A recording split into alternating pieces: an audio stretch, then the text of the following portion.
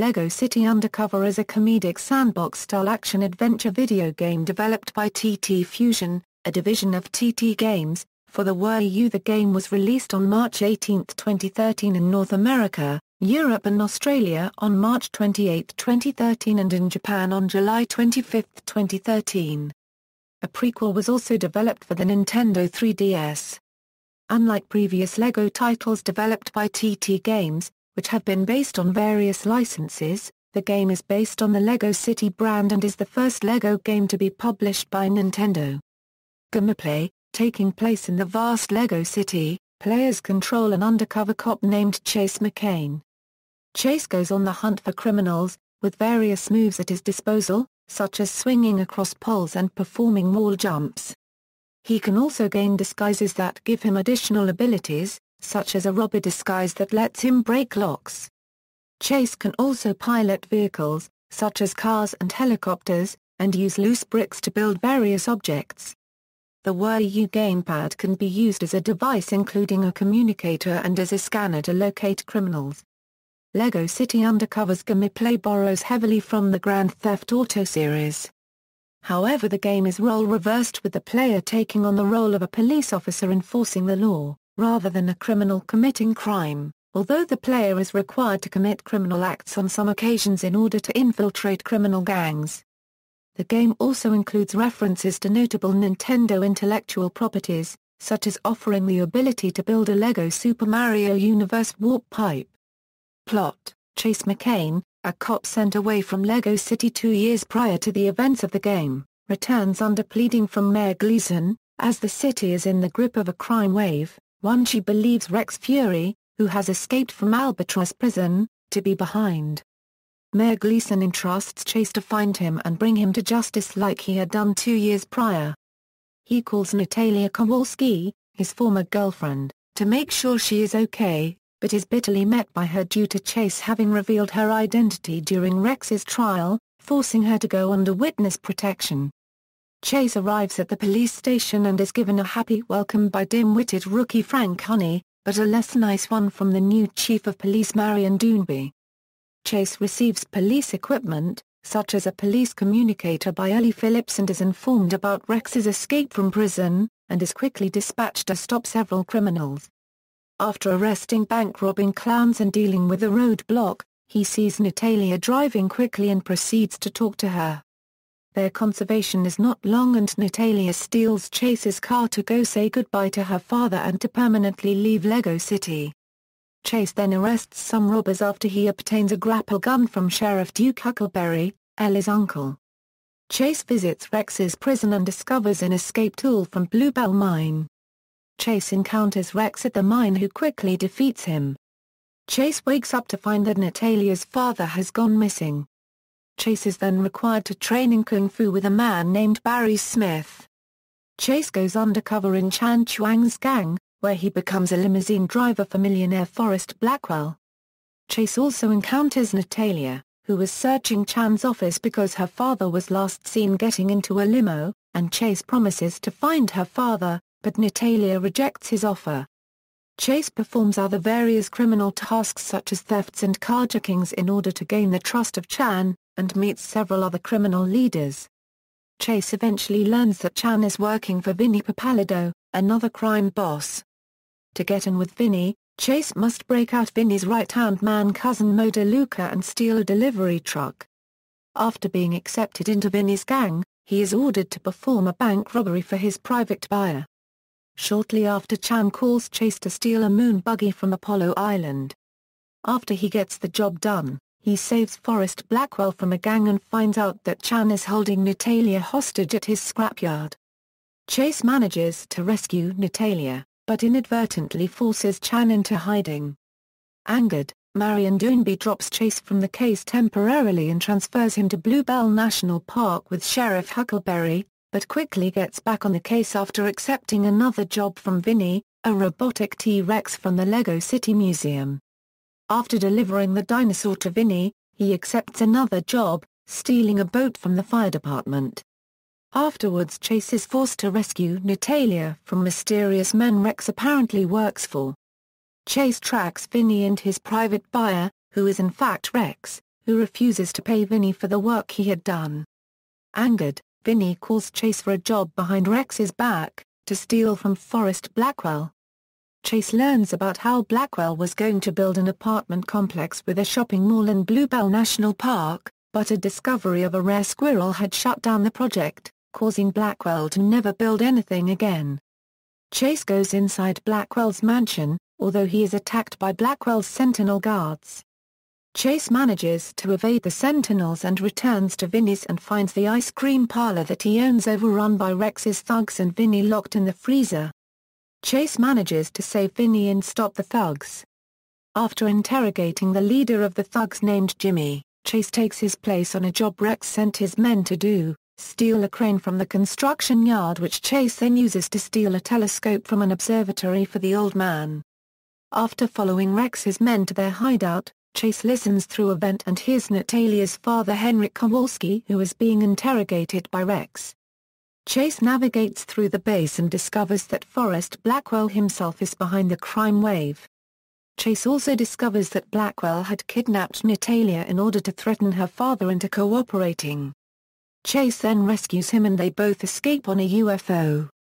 Chase then calls Ellie and tells her about Blackwell's plan.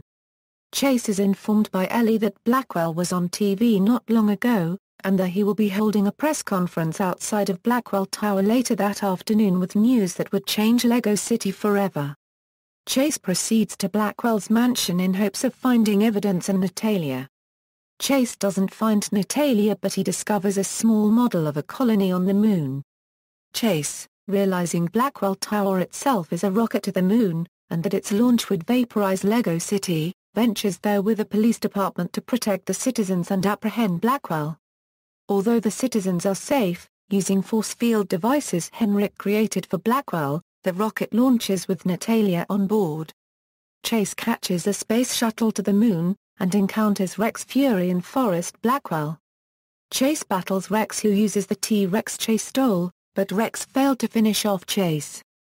Angered, Blackwell fires Rex and destroys the shuttle, but Chase and Rex survive the blast and engage in a final battle, with Chase emerging the victor. Blackwell smashes them off the platform with an escape pod, sending them into a free fall towards before fleeing, swearing vengeance, until he gets hit by a cow and flies away. Chase then skydives towards the command module that Natalia is being held in and triggers the parachute release, saving the command module. Back on Earth, Lego City celebrates Chase's victory. Natalia tightly embraces Chase and is congratulated by Mayor Gleason, but Chase believes Rex got away. Marion Doonby then reveals to Chase that Rex is in police custody, having crash-landed through someone's roof just minutes prior, and offers him the honor of his arrest, but Chase turns it down, claiming Natalia is more important. The game ends as the characters laugh when Frank thinks Chase was talking about video games, while one of Blackwell's Sentinels is still very slowly chasing after Chase on a tricycle before the screen cuts to black. Development. The development team at TT Games had been wanting to create a video game based on the Lego City theme for some time, but the available technology and the fact that most staff were working on existing IPs limited their ability to create such a game. Prototyping for what would become Lego City Undercover began in 2010, and lasted roughly 12 months. As they did not have a solid idea of what the game would be, so began with creating a small environment with drivable vehicles and Lego buildings. In 2011, Nintendo approached the company and showed them the Wii U hardware, asking whether they would like to develop a game for it. Having already had good experiences with Nintendo with successful ports of their previous titles and liking the platform's specs, the team agreed to work with Nintendo. Developing a game not tied to a movie license gave the team a degree of freedom previously unavailable, while also presenting difficulties with multiple aspects including the story, gameplay and general mechanics of the game. Due to the high compatibility between the team's concept and its prospective hardware, ports to other consoles were not seriously considered. They were also able to integrate the gamepad functions into the game, making part of Undercover a Euro-S world. Nintendo generally left the team to develop the game as they pleased, though they received regular updates on the project and would notify them if they saw anything as a problem.